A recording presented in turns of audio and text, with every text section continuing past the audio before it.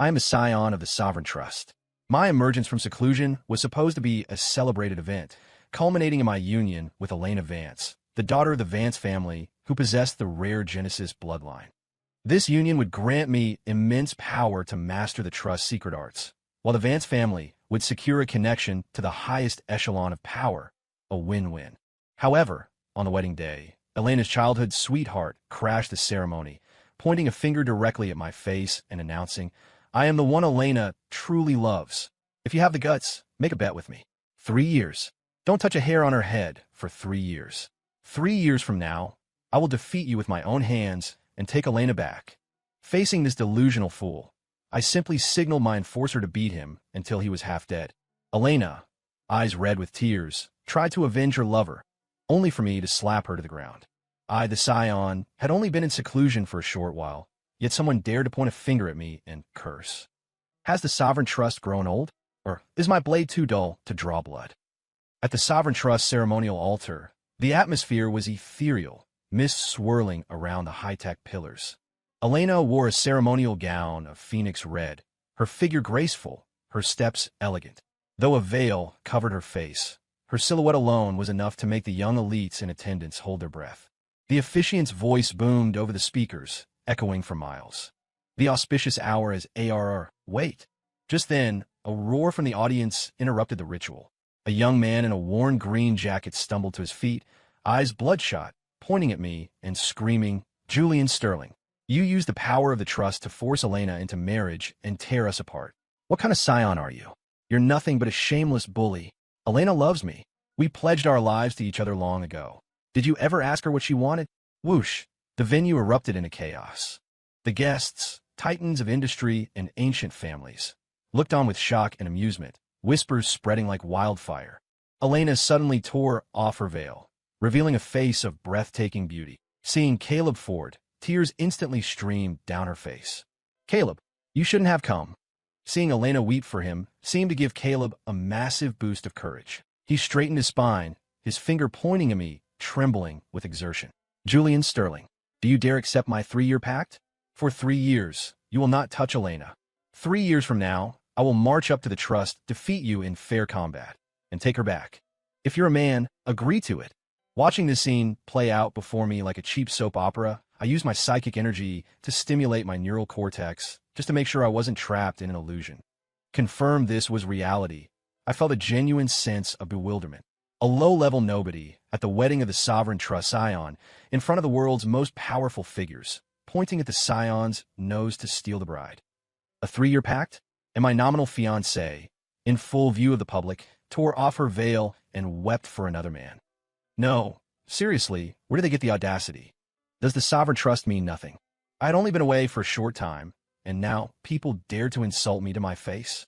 Watching the two of them gaze deeply at each other, as if I were the villain breaking up true love, my gaze turned cold. I spoke to the shadows beside me. "Luther, leave him breathing, but make sure he remembers where he is and who he is talking to." "As you command, Sam." From the shadows, an old man in a gray suit emerged silently. Luther, the Trust's enforcer. He didn't even look at Caleb directly. He simply flicked his sleeve. Bang! An invisible, crushing force slammed down. Caleb's protective aura shattered like glass. He screamed, blood spraying from his mouth, and flew backward like a kite with a cut string, the sound of fracturing bones sickeningly audible. He smashed into the ground far away, barely clinging to life, reduced to pained groans. The venue fell deathly silent. "Caleb!" Elena let out a piercing scream, whipping her head around to look at me, her beautiful eyes filled with rage and disbelief. "Julian, what are you doing?" "Caleb and I grew up together. He was just emotional. Just because of a few words, you beat him to the brink of death? Do you have no humanity? Quick, let the Trust medics save him. Or else I will never forgive you in this lifetime." "You forgive me?" I couldn't help but laugh, though my voice was cold as ice. "Elena Vance, who do you think you are? I am the scion of the Sovereign Trust. Do I need your forgiveness?" Smack! A crisp, loud slap sent her crashing to the floor. Her cheek swelled instantly, and the blow silenced all her questions. She clutched her face, looking at me in shock, as if she never imagined I would strike her. I couldn't be bothered with her. I turned to the Vance family patriarch, who was paralyzed with fear in the audience. Mr. Vance, is this the well-bred daughter your family raised? On her wedding day, for the sake of some irrelevant stray dog, she publicly defies her husband and disrespects the authority of the trust. The patriarch trembled, scrambling to the floor and bowing repeatedly. Scion, please quell your anger. Please. It is my daughter's ignorance, my family's failure in discipline. We beg for the Scion's mercy, for the trust's mercy. I looked at him coldly, then swept my gaze over the shivering Elena on the floor and the half-dead Caleb in the distance. The wedding will not continue, I announced flatly, my tone brooking no argument. The position of legal wife is no longer an option for the Vance family. Effective immediately, Elena Vance enters the sovereign estate as a concubine. The word struck the Vance family like a death sentence. This single sentence sealed the fate of Elena and her entire clan. Originally, one person's success would have elevated the whole family. Now, having lost favor before even entering the trust, the Vance family was doomed. After the immense fear and loss came a resentment that had nowhere to go. They dared not hate me, nor did they dare openly hate Elena, who was now the Scion's property. So, all their bone-deep hatred was transferred to the half-dead Caleb Ford. As for what torture Caleb would face from them, I was too lazy to ask. Wedding night. Red candles burn high.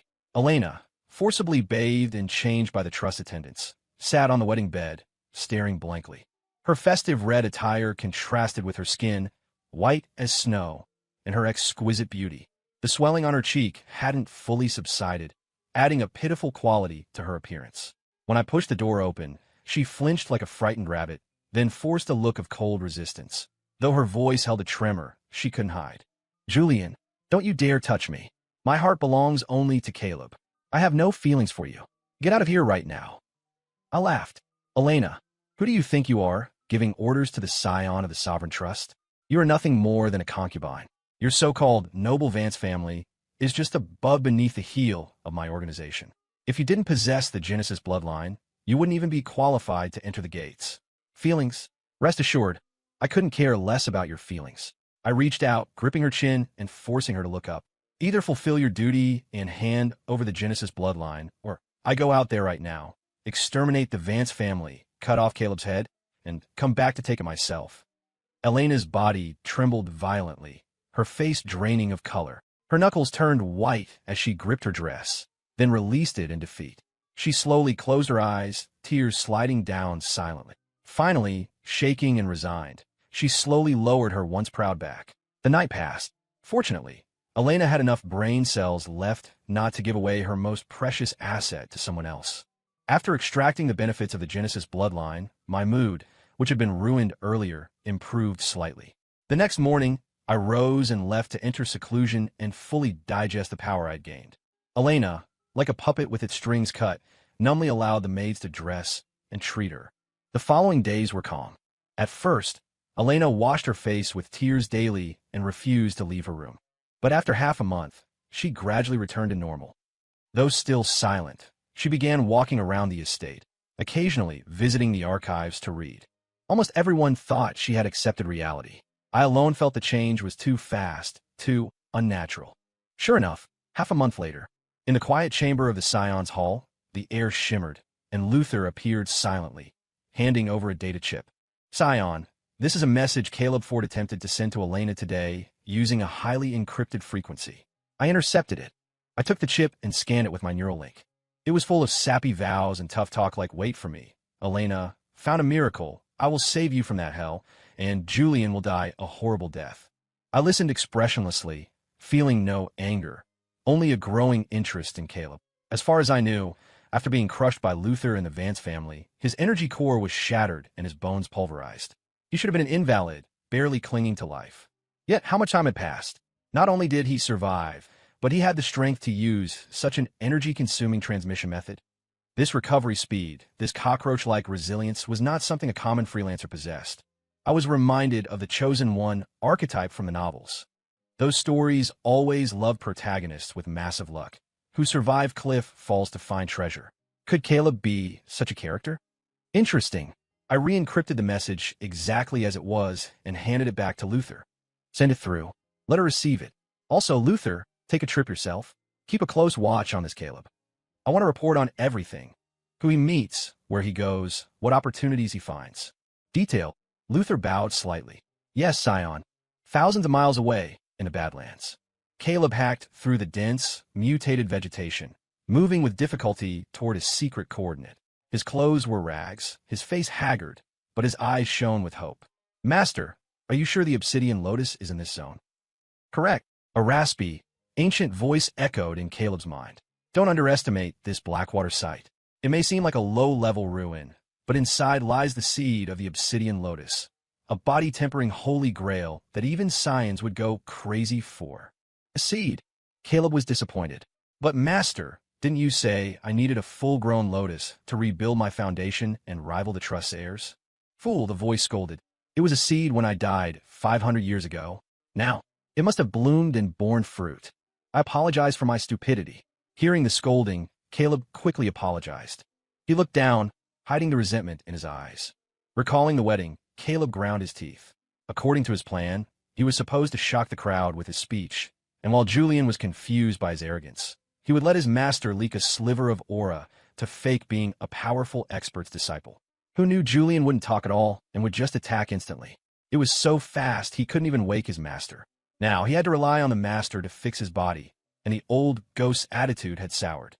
That's how the world works. If you succeed, you're brave and wise. If you fail, you're reckless and stupid. Clearly, the master now saw him as reckless. Just wait, Julian. Once I rebuild my foundation and stand on equal ground, I'll make you kneel and beg. However, when he finally exhausted all his strength to reach the hidden valley guided by the voice in his head, the scene before him struck him like lightning, freezing him in place. At the valley entrance, there was no secret portal. Instead, there were dozens of elite commandos in Sovereign Trust tactical gear. They were disciplined and had already locked down the valley. An elder in a Trust executive uniform, with an aura deep as the ocean, stood with his hands behind his back. Around the perimeter, independent scavengers gathered, afraid to approach. This site has been requisitioned by the Sovereign Trust for training. Unauthorized personnel disperse immediately. The Trust acknowledges your hardship and grants compensation credits and meds. Collect them from the logistics officer outside. Move. The executive's voice rolled like thunder, carrying undeniable authority. Instead of being angry, the scavengers looked delighted, shouting, "Thank you, Elder! Long live the Trust!" For these resource-starved freelancers, a handout from the Trust was far better than risking death in a ruin. Caleb watched, stunned, feeling blood rush to his head. He had suffered so much to find this one hope, and the Sovereign Trust just took it. "No, you can't do this!" Caleb rushed forward like a madman, screaming. "This is unowned land. Opportunities belong to those who find them. What right does the Trust have to seize it? Give it back." A Trust disciple recognized him and sneered, kicking him to the ground. "Get lost. The Scion has orders. Especially you, Caleb, are not allowed within a step. Make more noise, and I'll break your third leg." Caleb spat blood, looking at the indifferent crowd, the majestic executive, and the sealed valley. Despair drowned him. He tried to rally the crowd. "Fellow Taoists, the Trust is tyrannical, cutting off our path to power. Today it's me, tomorrow it's you." But no one knew about the Lotus, so no one cared to fight the Trust for a small site. Before he finished, scavengers eager to curry favor beat him down. Every major site is held by big factions. The Trust is generous to give compensation. Bah, who are you to sow discord? Caleb fled, battered and humiliated, hiding in the distant woods, watching the guarded valley. His eyes bled with hatred. "Master, Master, what now?" he cried internally. "The Lotus." The ancient voice sounded grave. "Strange. This place is extremely hidden. How did the Trust know?" And they came straight for it. "Kid, calm down. The Lotus is hidden deep with natural stealth arrays. They might not find it. We might still have a chance." As if to slap him in the face, the next moment, a massive energy fluctuation erupted from the valley. The executive hovered in the air, using massive tech-amplified telekinesis to forcibly tear apart and sift through the entire ruin. It was a brute-force scorched earth search. Within the time it takes to burn a stick of incense, under Caleb's despairing gaze, a pitch-black lotus radiating pure energy was extracted intact and placed into a cryobox. "Escort this to the estate immediately at top speed. Present it to the Scion," the executive ordered. "No." In the woods, Caleb let out a gut-wrenching wail. His vision went black, and he fainted from sheer rage. Back at the Sovereign Estate, I toyed with the glowing plan in the box, smiling. Luther, is this Caleb my lucky charm? Luther appeared. The Scion's fortune is unmatched. Such vermin are merely stepping stones for your ascent. Even stepping stones should be used fully. I put away the lotus. Keep watching him. Next time he finds a big opportunity, let me know in advance. Yes. From then on, Caleb effectively became my personal treasure-seeking rat. Relying on his ghost mentor or his weird luck, he kept finding hidden bunkers or ancient artifacts. And every time, just as he arrived, he found a sovereign trust waiting. My line became his nightmare. This item is destined for me. Rare serums, ancient weapon codes, magical fruits, all seized. And Caleb gained nothing but more injuries and a broken spirit. In the past, though, I was the scion. Others in the trust eyed my position. But since acquiring Caleb as my delivery boy for treasures and using Elena's bloodline to solidify my base, my power skyrocketed. All dissenting voices vanished. Elena seemed to sense I was targeting Caleb. She stopped being icy and tried to humble herself to please me, hoping I'd go easy on him. I accepted her service, but showed no mercy to Caleb. After all, Luther was the one hitting him. What did I, a meditating scion, have to do with it? Of course, I wasn't a devil. I occasionally let Luther intercept Caleb's messages to Elena, editing them to remove the whining and cursing, leaving only fake hope like, I'm safe, training hard, and will return. Watching her smile at those lies was amusing. See, white lies maintain world peace. One day, I left seclusion.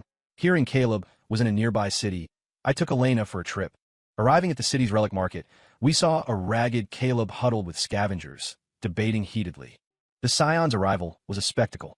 Ethereal music played from the skies as 9 genetically engineered dragon horses pulled a glowing, rune-etched hover chariot, landing in front of the artifact house, surrounded by elite guards. It's the Sovereign Scion's convoy. The crowd went silent, eyes filled with awe. The pearl curtains parted. I stepped out in a black and gold suit, radiating authority. I extended a hand. A slender hand took it, and Elena, looking nervous, followed me out. She wore a stunning gown, her beauty breathtaking, a hint of melancholy making her even more captivating. The crowd stared. That's the Scion and his concubine? A power couple. Sigh. Elena used to be my goddess. Now she's just a concubine. Oomph. She embarrassed the trust by cheating. She should be a maid. The Scion is too kind. Hearing this, Elena paled. She wanted to scream that she and Caleb were true love, but fearing for Caleb's safety, she stayed silent. In the crowd, Caleb looked at Elena, smiling in my arms, then at his own pathetic state. He wobbled, nearly collapsing, but he steeled himself. As long as I get stronger. He ignored us and focused on the gambling stones. Ancient, encrusted artifacts whose contents were unknown. He sensed a miracle inside a black rock. Shopkeeper, I want. I'll take this entire section, I said, my arm around Elena's waist, arriving at the stall before he finished. Scion. The manager rushed out, bowing. Take whatever you like. We'll close the stall for you. I nodded. Collect your reward at the estate. Yes. Thank you. The manager was ecstatic. Caleb gritted his teeth, eyes burning, but he stayed silent and moved to another stall, pointing at a gray stone. Boss. I'll take all the rough stones at this stall too, I said lazily. Caleb clenched his fist, moving to a mossy rock. Boss. I'll take it all. Round after round, the market emptied. Caleb got nothing. The crowd mocked him. Isn't that the fool who tried to steal the Scion's woman? A toad wanting swan meat. Facing the ridicule, Caleb suddenly turned and laughed. Julian Sterling, you're powerful, but you're not very bright. You think I don't know you're stealing my chances? I picked those stones at random. You just spent a fortune on trash. Even a fool like Caleb realized I was targeting him. He was trying to trick me. But to me, it was childish. Ipinkit Elena's thick. Gambling implies risk. Winning is boring. Besides, the cost of these rocks isn't even my daily pocket money. Spending it to watch you act like a clown? Worth every penny. I waved my hand. An executor stepped forward. By order of the Scion, the Sovereign Trust acquires all stock in this market. Clear the area. Caleb froze, watching guards pack up everything, including the one stone he truly wanted. That was mine. You're robbing me. He tried to rush forward, but was pinned instantly. The crowd laughed. He's crazy, trying to fight the Scion for a rock. Elena, seeing Caleb humiliated, turned pale. She tugged my sleeve, begging Scion, you promised not to make things hard for him. Please let him have that stone, maybe it's important to him. I turned, looking at the tears in her eyes for another man. My smile vanished. Oh, It seems my beloved concubine still harbors feelings for her old flame. My voice was quiet, but silenced the market. I do not tolerate unfaithful bedwarmers. Elena, under trust law, what is the penalty for a concubine conspiring with an outsider? Elena paled, unable to speak. Crippled cultivation, imprisoned in the ice prison, solitary confinement for 100 years. I pronounced, words cutting like knives. Guards, Scion, take her to the tribunal. Execute the punishment. I pushed the stunned Elena away and turned my back. No, Julian, I was wrong. I beg you. Elena broke down, trying to grab my leg, but was dragged away. She finally realized my kindness was just a game. Julian, you animal. Let her go. Caleb screamed, pinned down. Come at me. But the guards ignored him. Elena's energy meridians were shattered, and she was dragged off like a dead dog. Caleb was beaten half to death again and thrown out of the city like trash. This was my order to see if extreme trauma would trigger one last miracle from him. However, facts proved that even luck has limits. After the incident at the relic market, Caleb completely collapsed. He went from anger to numbness, finally becoming a dazed, bottom-tier drifter. Luther informed me that the remnant soul of the expert residing in Caleb had exhausted its spiritual power and completely dissipated. It seems they are of no further use, I said, my tone flat, devoid of emotion.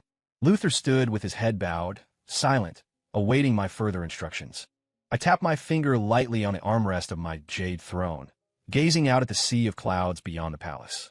After years of exploitation, the opportunities Caleb found were becoming fewer and fewer, and the boost from Elena's Genesis bloodline had diminished significantly. Since I had squeezed him dry, I wasn't about to keep 2 ticking time bombs around. When cutting weeds, one must remove the roots. Although Caleb was now a cripple, he had possessed that strange luck before. Who could guarantee he wouldn't stumble upon some miraculous fortune again one day? Even if there was only a 1 in a million chance, I would not allow it to exist. The same went for Elena. She possessed the Genesis bloodline. Though useless to me now, she would be a liability if discovered or used by others. Moreover, the resentment in her heart toward me and the trust had never faded. Keeping them was keeping a disaster waiting to happen. I, Julian Sterling, did not secure my position as Scion merely through talent and strength. Luther, I spoke slowly, my voice cold as a winter spring, clean them up, thoroughly, body and soul destroyed, leaving no trace. I emphasized the word thoroughly. In this world of high-level bioevolution and psionics, physical death wasn't always the end. Reincarnation, consciousness uploads, persistent spirits, these things happened. What I wanted was absolute erasure. Your servant understands. A flicker of understanding passed through Luther's eyes. He had followed me for years and knew my style well. Towards enemies with no value and potential threat, mercy was the most laughable and fatal weakness. His figure slowly melted into the shadows and vanished. Several months later, an insignificant piece of news circulated among the lower levels of the trust. The confined concubine Elena Vance had passed away quietly from an illness caused by years of depression. Since she had long fallen out of favor, the trust merely sent someone to verify it as protocol before hastily handling the funeral arrangements. Even the Vance family, to avoid suspicion, didn't dare to claim her body. Almost simultaneously, in a remote border town thousands of miles away, a destitute cultivator named Caleb Ford accidentally triggered an ancient restriction while scavenging for resources. The resulting explosion obliterated him and a barren mountain, leaving not even a bone behind. Witnesses swore they saw Caleb's soul dissipate like smoke in the blast, unable to escape, completely annihilated. 2 events, far apart, causing no ripples. Like 2 splashes in the ocean that vanished instantly, unnoticed, unmourned. Inside the Scion's hall, Luther returned silently and gave me a slight nod. Nothing needed to be said. I lifted the cup of spirit tea in my hand, took a light sip, and let my gaze drift over the new reports on my desk. Ancient ruins discovered in the west sector, a strange artifact emerging in the southern wilds. This vast world still held countless opportunities for me to explore, countless peaks for me to climb. Caleb and Elena were nothing more than 2 insignificant ants on my long path, a brief interlude that had already settled into dust. My mind was clear, my conscience untroubled. Ahead, there was only the path to immortality. Story complete.